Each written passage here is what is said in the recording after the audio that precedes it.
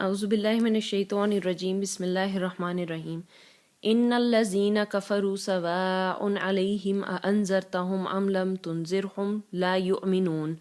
جو لوگ کافر ہیں انہیں تم نصیحت کرو یا نہ کرو ان کے لیے برابر ہے، وہ ایمان نہیں لائیں گے۔ اب اس آیت کے اندر اللہ تعالیٰ نے جو ورڈ یوز کیا وہ کافر کا ہے، یعنی وہ کافر جو ہیں ایمان نہیں لائیں گے۔ ہم لوگ کافر کسے سمجھتے ہیں؟ ہمیں لگتا ہے کہ نان مسلمز جو ایمان نہیں لاتے وہ تمام تر کافر ہیں، یعنی یہ کہ جو غیر مسلم ہیں ان کو ہم کافر کہتے ہیں۔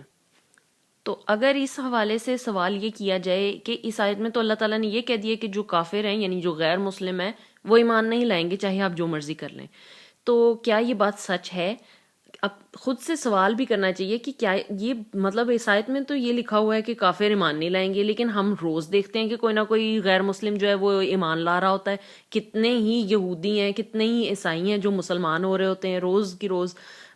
مختلف شوز میں اب تو لائیو دیکھا جا سکتا ہے کہ کتنے لوگ ایمان لا رہے ہیں۔ تو یہ بات تو پھر غلط یہاں پر لگتی ہے کہ شاید نعوذ باللہ غلط لکھا ہوا ہے یا کیا ہے اس کا میننگ۔ تو پھر وہی بات ہے کہ ڈیپتھ میں اس کو پڑھیں اور اس پہ سوچیں کہ اس کا جواب کیا ہے، ورنہ لوگ پھر آپ سے سوال کریں گے، غیر مسلم آپ سے سوال کریں گے کہ آپ یہ بتائیں آپ کی بک میں تو لکھا ہوا ہے کہ غیر مسلم جو ہے وہ ایمان نہیں لاتے، تو یہ تو پھر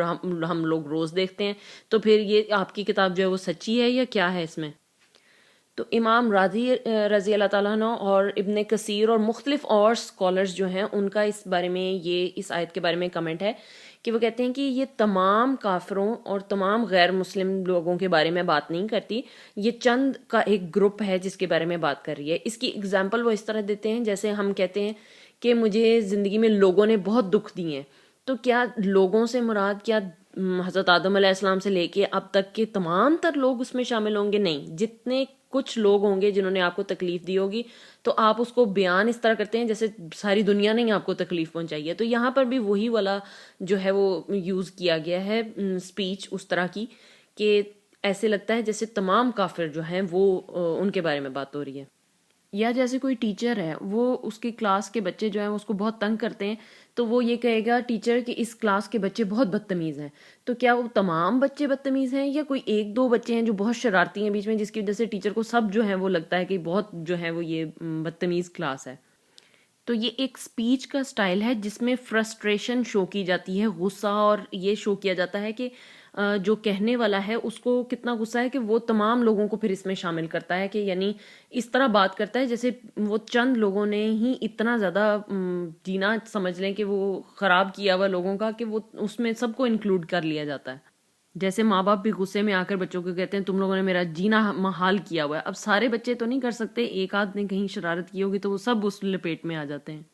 اور اس طرح بات کو بڑھا کر تھوڑا بتایا جاتا ہے، یعنی غصے کا اظہار ہے یہ۔ تو یہاں پر اللہ تعالیٰ نے اس آیت کے اندر غصے کا اظہار کیا ہے۔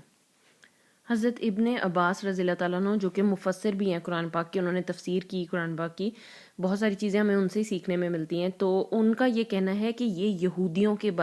کچھ گروپ کے بارے میں بات ہو رہی ہے جو کہ مکہ میں بھی موجود تھے اور مدینہ میں موجود تھے۔ مکہ کے وہ لوگ تھے جو انتہا میں کفر کی پہنچ چکے تھے اور وہ پروفٹ صلی اللہ علیہ وسلم کو یعنی نعوذ باللہ قتل کرنے کے منصوبے بنا رہے تھے، اور دوسری طرف مکہ کے جو تھے لوگ جو جانتے تھے اس کتاب نے آنا ہے، آخری پیغمبر نے آنا ہے، وہ اس طرح اس کو پہچانتے تھے جس طرح اپنی اولاد کو انسان پہچانتا ہے۔ تو لیکن یہ کہ اس کے باوجود انہوں نے ہٹ دھرمی دکھاتے ہوئے تو جو ہے وہ انہوں نے اس کا انکار کر دیا۔ تو یہ جو دو گروپ تھے ان کے اوپر اللہ تعالیٰ جو ہے وہ اس ٹائم وہ غضبناک تھا، تو انہی کے بارے میں حضرت ابن عباس کا کہنا ہے کہ یہ آیت نازل ہوئی۔ مکہ اور مدینہ کے اندر رہنے والے جو کافر تھے وہ بھی دو الگ الگ کیٹیگریز کے تھے۔ جو مکہ میں رہنے والے تھے ان کے پاس کوئی وحی موجود نہیں تھی، یعنی ان کے پاس کوئی کتاب نہیں تھی، لیکن جو مدینہ کے لوگ تھے ان کے پاس وحی موجود تھی، جو ان کے پیغمبروں سے ان کو کتابیں ملی تھیں، ان کی تعلیمات ان کے پاس تھیں۔ دوسری طرف جو مکہ کے لوگ تھے پھر ان میں آخرت اور جو ایمان ان کا خراب ہو چکا تھا، یعنی وہ بتوں وغیرہ کی پوجا کرتے تھے، اور دوسری طرف کے جو مدینہ کے تھے ان میں بھی آخرت کا کانسیپٹ نہیں تھا اور وہ جو ہے وہ آخرت کا کفر کرتے تھے۔ اور لیکن ان لوگوں میں ایک چیز اور مزید تھی جو کہ مکہ کے لوگوں میں نہیں تھی، وہ یہ تھی کہ یہ لوگ اپنے ہی پیغمبروں کا انکار کر رہے تھے اور جو ان کی تعلیمات تھیں ان کو بھی بھلا چکے تھے اور اس میں چینجز کی تھی انہوں نے، جو کہ مکہ کے لوگ جو تھے وہ جہالت پہ بیس تھے، یعنی ان کے پاس کوئی علم ہی نہیں تھا، بس وہ ایسے ہی روایات پر چل رہے تھے. لیکن جو مدینہ کے لوگ تھے انہوں نے تو باقاعدہ اپنی ہی کتابوں کا انکار کیا. اور تیسری چیز جو مدینہ کے کافروں کے اندر تھی وہ یہ بھی تھی کہ یہ ریسسٹ تھے، یعنی ان لوگوں کو یہ لگتا تھا کہ ہم بہت بڑی چیز ہیں، ہم بہت بڑے عالم ہیں، تو باقی لوگ جو ہیں وہ ہم سے بہت کمتر ہیں. اسی لیے اس سے پتہ چلتا ہے کہ جب اس آیت کے اندر اللہ تعالیٰ فرماتے ہیں کہ جو لوگ کافر ہیں یعنی وہ کفر کر چکے ہیں، وہ انکار کر چکے ہیں، تو یعنی صرف حضرت محمد صلی اللہ علیہ وسلم کا انکار نہیں، اپنے پیغمبروں کا، اپنی کتابوں کا اور اپنے عقیدوں کا بھی انکار حضرت محمد صلی اللہ علیہ وسلم سے پہلے ہی کر چکے ہیں، تو ان کے لیے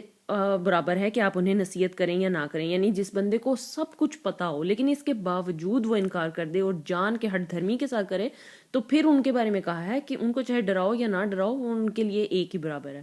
پھر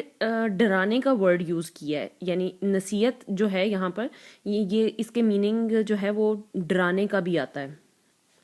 پیغمبر جو ہیں وہ ڈائریکٹ ڈرانے نہیں آتے، سب سے پہلے وہ تعلیم دیتے ہیں، وہ بتاتے ہیں اسلام ہے کیا، تبلیغ کرتے ہیں، لوگوں کو اکٹھا کرتے ہیں، اور بہت ساری ان کے ذمہ لگائی جاتی ہیں چیزیں. اس کے بعد جو آخری حل رہ جاتا ہے وہ پھر ڈرانے کا ہوتا ہے. تو یہاں پر صرف ڈرانے کا ورڈ یوز کرنے سے یہ پتہ چلا ہے کہ یہ وہ لوگ ہیں جن پر پیغمبر تمام تر محنتیں اپنی کر چکے ہیں، تبلیغ، تعلیم، سب کچھ دے چکے ہیں. اب ان کے پاس یہ پوزیشن ان کی ہو چکی ہے کہ اب ان کو ڈرا بھی لو تو ان پر کوئی اثر نہیں ہو رہا. اور ڈرایا کس چیز سے جاتا ہے؟ ڈرایا جاتا ہے آخرت میں ہونے والے جو واقعات ہوں گے، جو ان کا انجام ہوگا، اس سے ڈرایا جاتا ہے، یعنی آخرت سے. تو یہاں پر پھر ایک دفعہ آخرت ان کو یاد کروائی جا رہی ہے جو کہ بھول چکے تھے. وہ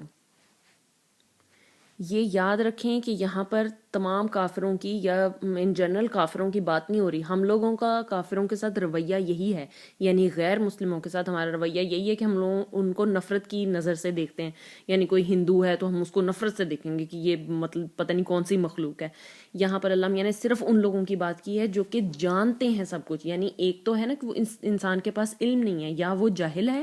یا اس کو سمجھ نہیں آ رہی، یا اس کے پاس اتنا مطلب اس کو دل اتنا مطمئن نہیں ہو رہا ہے کسی چیز پہ کہ مطلب اس کو قرآن پاک کی صحیح سے سمجھ نہیں ہے. تو اس کو آپ نہیں کہہ سکتے کہ وہ کافر ہے، وہ ابھی سیکھ رہا ہے، اس کو کوئی بھی ٹائم اللہ تعالیٰ ہدایت دے سکتا ہے. یہ کافر وہ ہیں اور اس کے بارے میں صرف اللہ تعالیٰ کہہ سکتا ہے، ہمیں نہیں پتا کہ کون کافر ہے اور رہے گا بھی.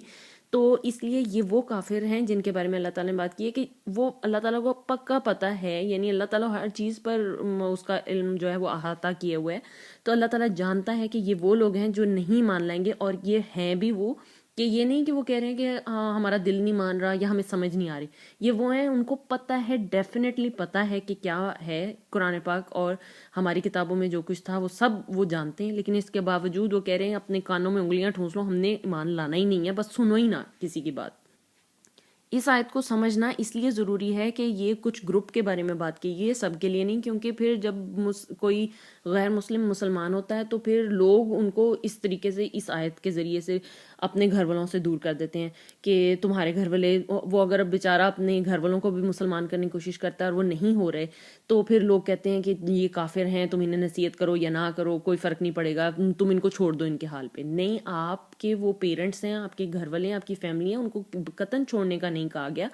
اور یہ ان کے بارے میں بات بھی نہیں کی گئی ہے. یہ تو بہت ہٹ دھرم قسم کے جو جانتے ہیں سب کچھ ان کے لیے کہا گیا ہے. اس لیے پھر ان کو چھوڑنے کی بجائے ان کے ساتھ زیادہ پیار محبت کرنے کی ضرورت ہے، تاکہ ان کو پتہ چلے کہ آپ کے اندر کیا اچھی چینجز آئی ہیں اسلام کو لانے کے بعد، تو وہ بھی پھر آپ کو دیکھ دیکھ کر ہوں گے. اگر آپ ان سے نفرت کا اظہار کر کے ان سے الگ ہو جائیں گے تو پھر آپ کس طرح ان کو اسلام کی طرف لائیں گے؟ جس طرح حضرت ابراہیم علیہ السلام کی مثال ہے کہ وہ اپنے باپ جو ان کے کرتے تھے اس کو پسند نہیں کرتے تھے، بت تراشتے تھے وہ ان کے والد، لیکن اس کا مطلب یہ نہیں کہ انہوں نے ان سے پیار کرنا چھوڑ دیا. وہ ان کو پیار کرتے تھے، یہاں تک کہ ان کے باپ نے ان کو نکال دیا، وہ چلے گئے وہاں سے چھوڑ کر. اتنی انتہا تک ان کا آرگیومنٹ بڑھ گیا تھا کہ انہوں نے ان کے سامنے آواز نہیں اپنی بلند کی، انہوں نے وہاں سے جانا جو ہے وہ مناسب سمجھا. اور حضرت نوح علیہ السلام جو تھے ان کی 950 سال کی زندگی میں کیا آپ کو لگتا ہے کہ انہوں نے اپنی فیملی سے پیار نہیں کیا ہوگا، یا انہوں نے کوشش نہیں کی ہوگی کہ ان کو جہنم کی آگ سے بچا لیں؟ انہوں نے اینڈ تک کوشش کی، اور لیکن پھر جب آخری وقت آ گیا کہ جب فیصلہ کر دیا گیا تھا، تو تب اللہ تعالیٰ نے پھر ان کو اپنی فیملی سے الگ ہو جانے کا کہا. اور یہ ان کے لیے آسان نہیں تھا. کس کے لیے آسان ہوگا کہ اپنی فیملی کو دیکھ لے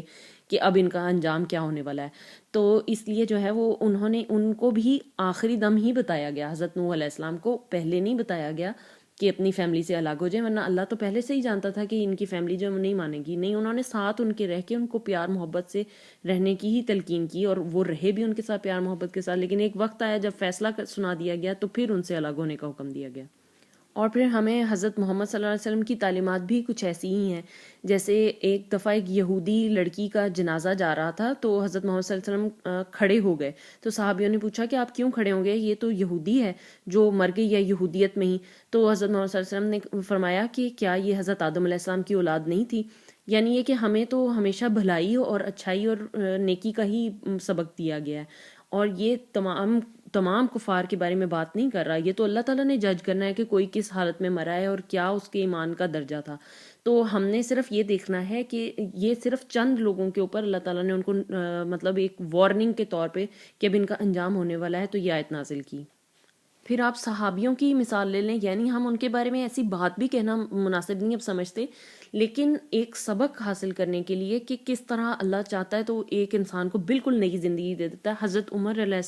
عمر رضی اللہ تعالیٰ عنہ کو اسلام سے پہلے کہ عمر دیکھ لیں کہ وہ کیا تھے، اور ان کی زندگی اسلام کے بعد دیکھ لیں کہ کیا ان کا رتبہ ہو گیا. تو یعنی یہ وہ لوگ تھے جنہوں نے جنگیں بھی اگینسٹ لڑی تھیں مسلمانوں کے، اور کتنے لوگ ان کے ہاتھوں شہید بھی ہوئے ہوں گے، لیکن اللہ تعالیٰ نے ان کو معاف کر کے ان کے درجات کہاں بلند کر دیے. تو اس لیے کبھی کسی غیر مسلم کے بارے میں ہمیں اس طرح کی بات نہیں کرنی چاہیے. اللہ تعالیٰ اس کا درجہ پتہ نہیں ہم سے کتنی گناہ اور بڑھا دے گا، اور ہمیں بھائی چارے کا سبق دیتا ہے کہ ہمارے لیے وہ سب مسلمان جو ہیں وہ پھر بھائی ہو جاتے ہیں. اور لاسٹ ورڈ یوز کر کے ایمان کا اللہ تعالیٰ ٹوٹلی یہ اختیار ہمارے ہاتھ سے لے لیتا ہے کہ ہم کسی کو کافر کہیں، کیونکہ ایمان جو ہے وہ دل کے اندر ہوتا ہے. یعنی مسلمان جو ہے وہ تو زبان سے کہہ کے مسلمان ہو جائے گا، لیکن ایمان دل کے اندر ہے، وہ آپ کسی کا نہیں جان سکتے. تو اس لیے اللہ تعالیٰ نے یہ آیت صرف اپنی حد تک ہی یہ نالج رکھا ہے کہ وہ کون کافر لوگ ہیں جن کے بارے میں اللہ تعالیٰ بات کر رہا ہے. تو چونکہ جو لوگ ہوں گے ان کو خود بھی تھوڑا ریئلائز ہو جائے گا یہ سننے کے بعد کہ یہ ہمارے بارے میں بات ہو رہی ہے جو اس ٹائم کے کافر تھے ان کے لیے. تو اس لیے اللہ تعالیٰ نے کہا کہ ان کے دلوں کے اندر کیا ہے وہ اللہ جانتا ہے، اور ہم کسی کو کبھی جج نہیں کر سکتے اور نہ ہی ہمیں کرنا چاہیے.